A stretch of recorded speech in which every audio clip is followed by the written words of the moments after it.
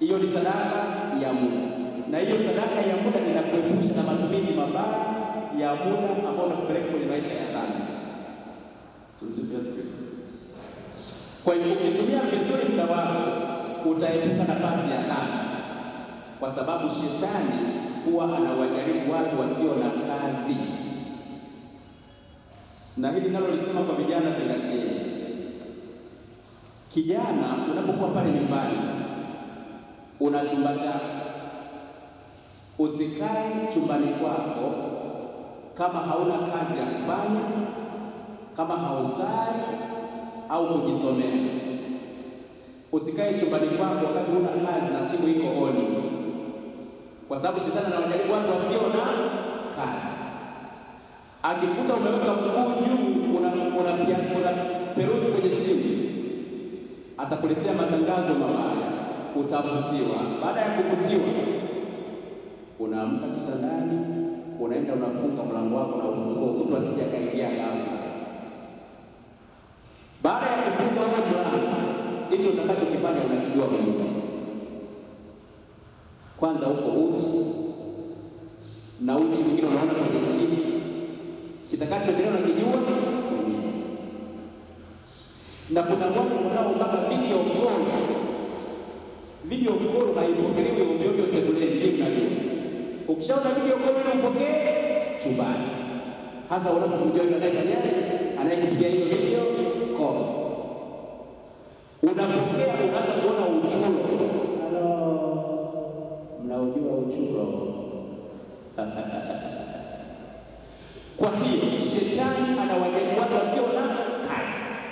Akikuta unafagia anakupita, akikuta unalima bustani ya mchicha anakupita, akikuta unaandika nosi anakupita, akikuta unasali anakupita, akikuta umekunja nne atakuletea mapicha yote, hata yale ambayo ulikuwa umeyasahau. Utaingia kwenye dhambi immediately, unachafua usafi wako wa moyo. Sasa fufua hizo tabia mbaya, ondoa hilo jiwe, yeye aingie. Namalizia kwa kutafakarisha masomo tuliyosikia hivi. Somo la kwanza, na ile ni ahadi ya kuwakusanya watu wa Mungu chini ya mchungaji mmoja.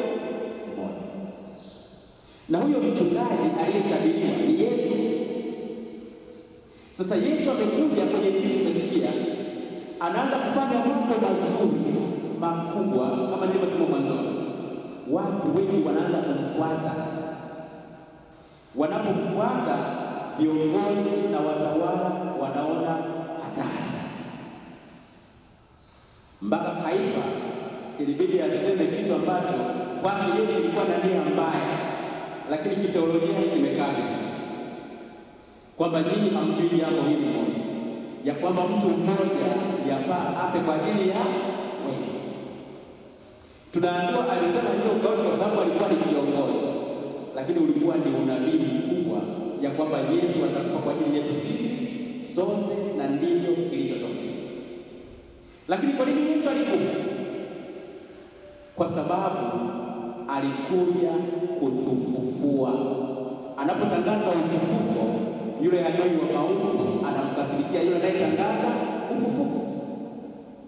Unapokuwa hizo tabia mbaya, na shetani anapenda uwe na tabia mbaya, kwa hiyo vita inakuwepo katikati.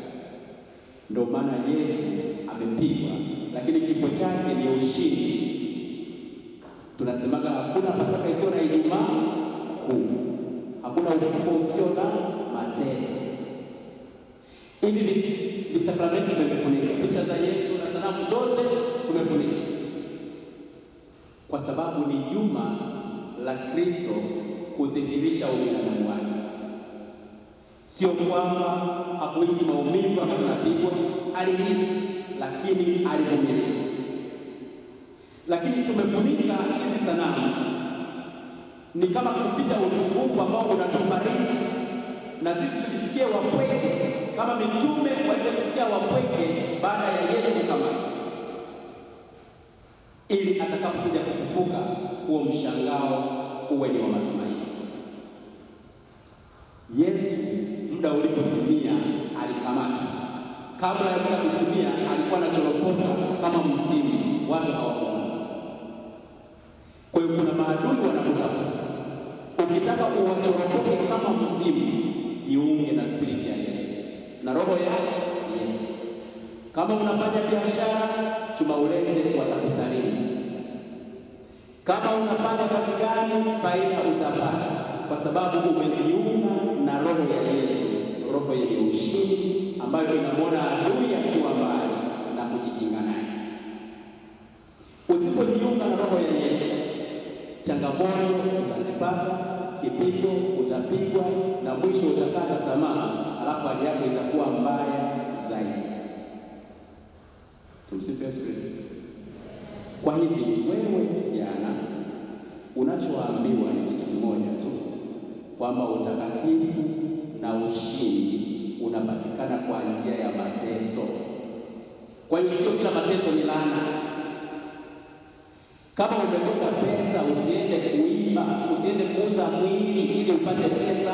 Vumilia, ni mpito na Mungu anaitazama imani yako. Kama umekosa kazi, usiende kwa mganga wala kutoka nyota yako imeharibiwa, ni uongo. Piga magoti, endelee kusali, mwisho wa siku utapata kazi unayoitaka kufanya. Unapokimbia mateso, unaukimbia msalaba.